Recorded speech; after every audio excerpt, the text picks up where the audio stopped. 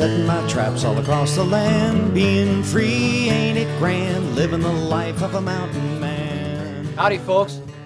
Burnt Spoon, Mountain Man. Oh, well, down in the settlements, they call me Bruce Druliner.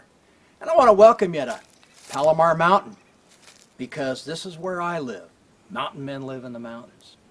But one of the things that's really nice about living up in the mountains is actually going out and finding the bounty of nature, all the wild foods that grow everywhere in the wild lands, if you know where to look and at what season. I think acorns starts with A. We'll start at the beginning. Acorns are one of the most plentiful native foods in San Diego County. There are oak trees everywhere in the county, and several different kinds. All of the acorns of all the oak trees that grow in the county are edible. For example, the black oak. The black oak is this giant and beautiful specimen right behind me. It's the only deciduous oak tree that grows in San Diego County, all of the others being evergreens. They don't lose their leaves. The black oak loses its leaves. It produces an acorn about this size, and supposedly it's the tastiest of all of the acorns. But they all have to be prepared in the same way to remove the tannic acid. Another very, very common oak tree all over San Diego County, it grows down below, it grows up in the mountains, is the coastal live oak.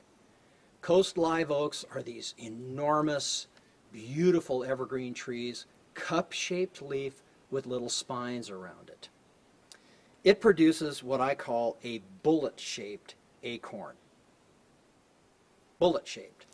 And these acorns then, you can see what I mean by bullet-shaped. These acorns are so plentiful. Another oak tree that is very common, used to be the most common, almost, besides coast live oak, in Escondido, except they were all cut down. You know why? Because the firewood made good charcoal. This oak is called the Engelmann oak. It's not exactly rare and threatened, but you know, they're struggling, as many oaks are.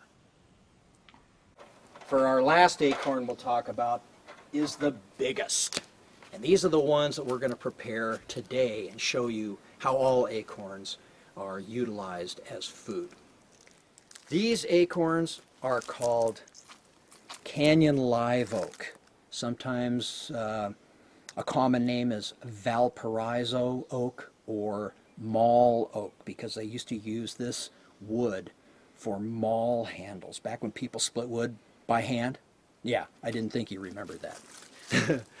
But look at the size of these honking acorns. I mean, this is where you get the most acorn meat, and therefore the most food. And so these are the ones we're going to crack open, and we're going to boil them up to remove the tannic acid, and then we're going to grind them up and make flour, and then we're going to taste it. All right, so you've cracked up a bunch of acorns, you've removed the acorn meats out of the acorns, you got a big pile of them. Now what do you do with them? You've got to remove that tannic acid. How do you do that? Put them into a kettle or a pan, cover them with water, and put them on a low heat source. Your stove at home will work. You don't want to bring these things to a jump and boil. What you want to do is heat up the water and the acorns, and when it starts to bubble, you'll notice that a lot of this sort of reddish colored tannic acid is being leached out of the acorn meats. You know what I do is kind of keep an eye on the pot, and every time the water turns that color, I remove it, dump the acorn meats into a strainer, get rid of all, put some fresh water in the kettle, put the acorn meats back in, and do it again and again and again. How long does this take? Well, for the big acorns, especially if they're giant chunks like this, I spent almost a whole afternoon. I mean, I changed the water probably 8 times. So this is what they look like when they go in the water. This is what they look like after you've removed them from the final heating and boiling and dried them. How do you dry them? I put them in the oven at about, real low, 150, 200 max, and just kind of bake them for a couple hours. You can do it that way. You can dry them over the wood stove. I'm sure all of you have one of those in the living room, right? Grinding acorns. How did they do it 300 years ago?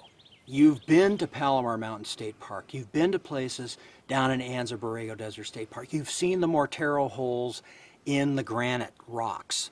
Yeah. Now, I've got kind of a small version of a granite Mortero, or metate as they're called when they're more portable, right here. This is the tool that was used to grind up the acorns. Now, those are the unboiled ones.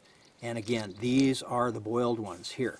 So taking your mono, which is the hand grindstone, you're going to, crush these up, and of course, you're going to want to work them into meal.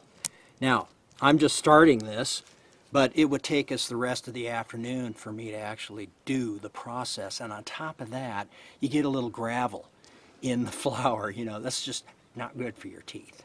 So we're going to use a different, more modern method of grinding our acorns into meal.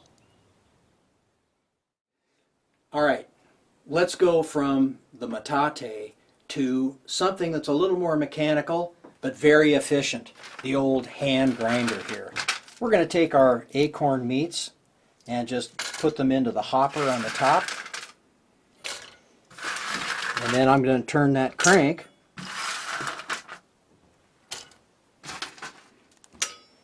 And we'll get something we can eat out of it. Okay. Are you ready? Here we go. Right away you can see the actual meal. I'm not going to call it flour. I'm going to call it meal. And that's probably a little more authentic, because the meal contains some very fine flour and some more grainy parts of it. And that makes the best bread anyway. In fact, you have to pay extra for that, don't you? All right, let's take a look. Acorn meal. Pretty fine. Of course, the true test is in the tasting, isn't it? So, are you ready?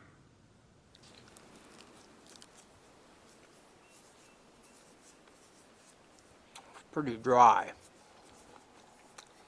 Just like if you were eating dry cornmeal or flour. But it has a nice toasted flavor. I think if you mixed it with water and made a dough, you could then bake it very easily.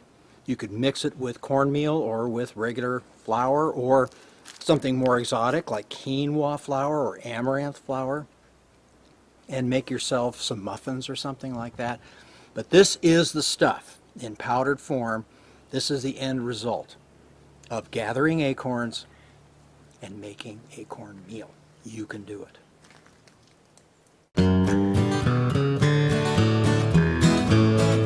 Old mountain man, setting my traps all across the land. Being free, ain't it grand? Living the life of a mountain man. Well, I started out from old St. Lou in 1823 as a keelboat man in Ashley's crew, as green as I could be.